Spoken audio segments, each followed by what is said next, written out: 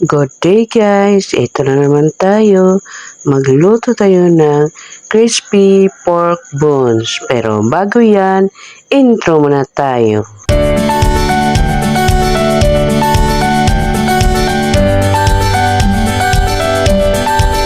First, ihanda natin ang ating butter. Maglagay tayo ng 1/2 cup flour, pamintang durog, asin, at food coloring. Then, 2 pirasong itlog.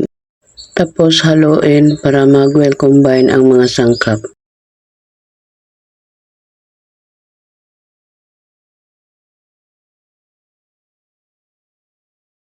Tapos atin na itong ihalo sa ating mga buto na karne para makot ang mga ito. Tira-tira kasi ito sa mga laman at saka taba ng karne ng baboy. Ang kanilang pinagkapitan ang mga buto. At ngayon wala na kaming ibang maulam kaya ito na lang. Pero may mga ngat-ngat pa naman sa mga butong ito.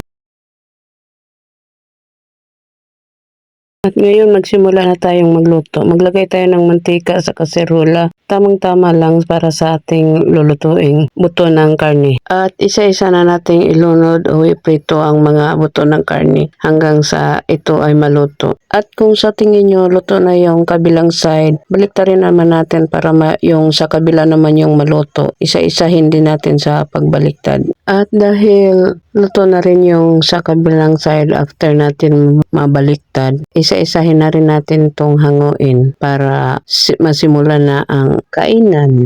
At ito na guys, luto na ang ating crispy pork bones. Kaya thank you for watching. Please like and comment. Paki-subscribe na rin ng aking YouTube channel. Bye-bye! Follow for more videos.